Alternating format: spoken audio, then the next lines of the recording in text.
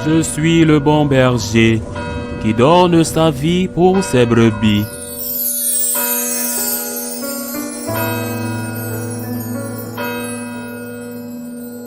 En ce temps-là, Jésus se rendit dans son lieu d'origine, et ses disciples le suivirent.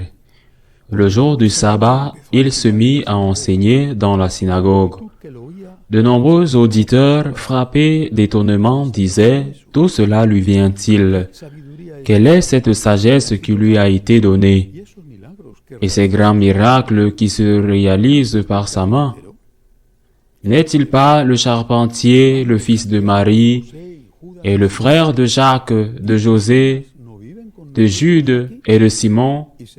Ses sœurs ne sont-elles pas ici chez nous? » Et ils étaient profondément choqués à son sujet.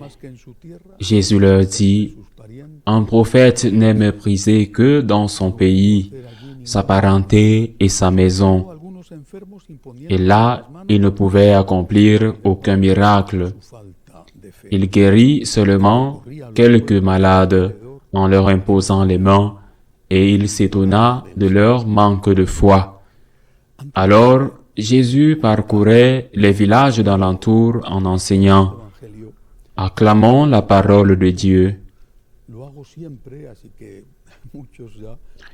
Avant de commenter le contenu spirituel de cet évangile, je voudrais clarifier un point.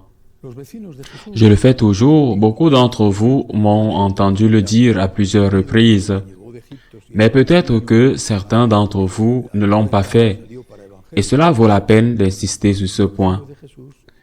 Les voisins de Jésus, les anciens voisins de Jésus de Nazareth, où il avait vécu depuis son arrivée en Égypte, alors qu'il était enfant, jusqu'à ce qu'il parte à l'âge de 30 ans, pour évangéliser, les voisins de Jésus le connaissaient.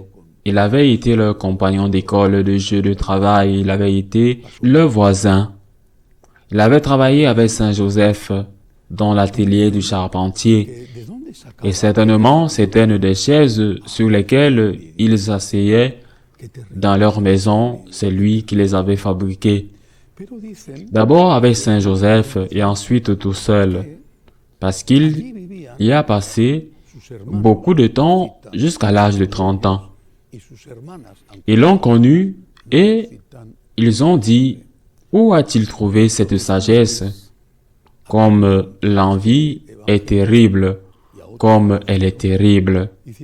Mais ils disent, et c'est ce que je veux commencer par expliquer, que ses frères vivaient là, et ils citent certains d'entre eux. Et ses sœurs, bien que les sœurs ne soient pas mentionnées par leur nom, les protestants se tournent vers cet évangile et un autre similaire en disant que si Jésus avait des frères et des sœurs, cela signifiait que la Vierge Marie avait eu d'autres enfants. D'abord, le mot frère. On en a la preuve dans plusieurs textes de l'Ancien Testament, était utilisé à la fois pour désigner le fils du même père et de la même mère, frère, et pour désigner le fils du même père ou de la même mère et d'une autre mère ou d'un autre père, demi-frère. Et pour désigner les cousins germains, il n'avait pas ces trois mots en hébreu, ancien, frère, demi-frère ou cousin germain. Tout était dit avec le nom de frère. La tradition orientale dit que Saint Joseph était âgé lorsqu'il a épousé la Vierge et qu'il avait des enfants de sa première femme. C'est une tradition, par conséquent, ils auraient pu être des demi-frères de Jésus. Parce que notre Seigneur s'est avéré être le fils de Saint Joseph. Bien qu'il ne le soit pas physiquement, Joseph était son père adoptif. C'est une tradition, mais une autre tradition, celle que nous avons dans l'Église catholique de rite latin, dit qu'ils étaient cousins germains de Jésus. Saint Joseph ne s'était pas marié auparavant, qu'il avait vécu en tant que vierge, non seulement avec Marie, mais aussi avant de vivre avec Marie, et par conséquent, nous parlons de parents de Jésus.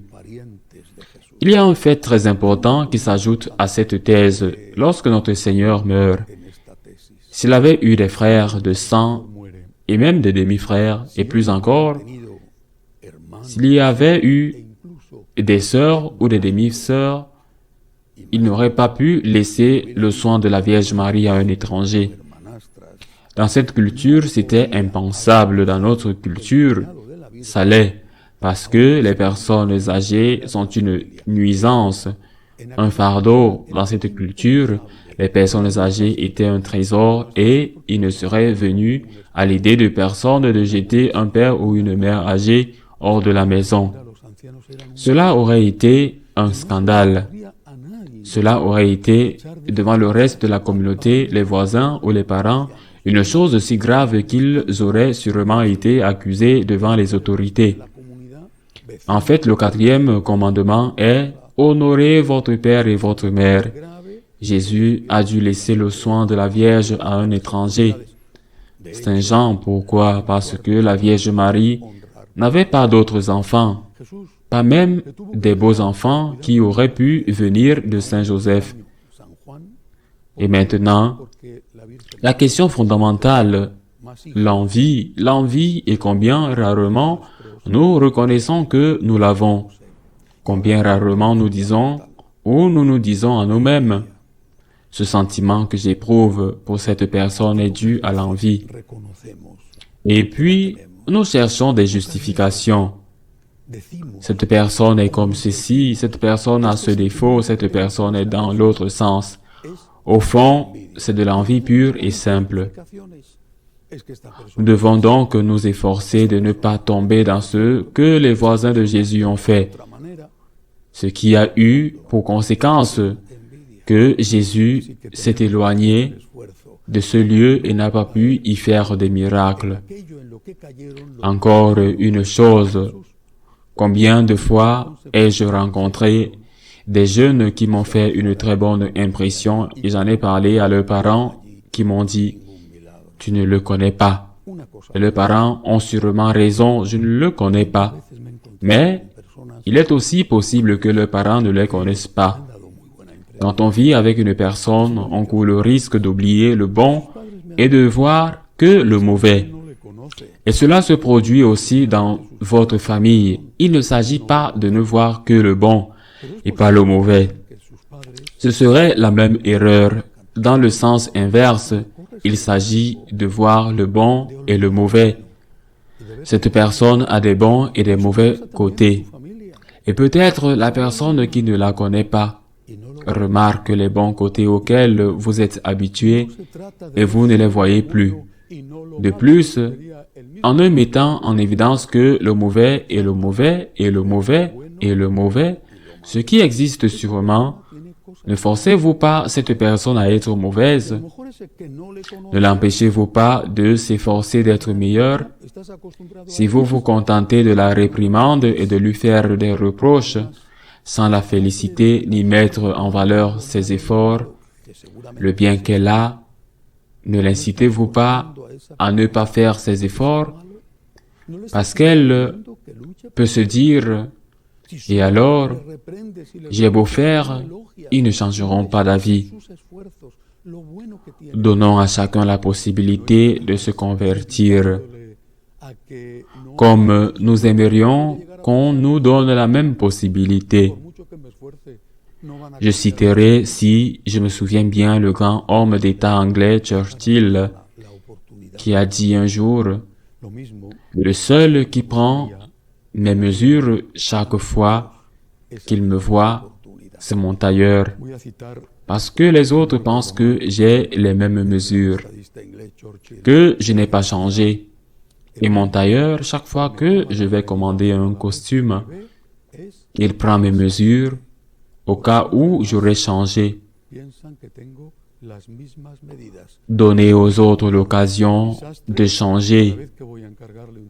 Regardez-les avec les yeux nouveaux.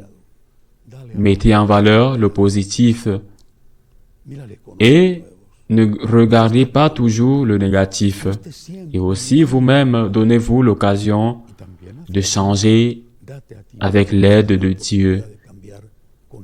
Ainsi soit-il.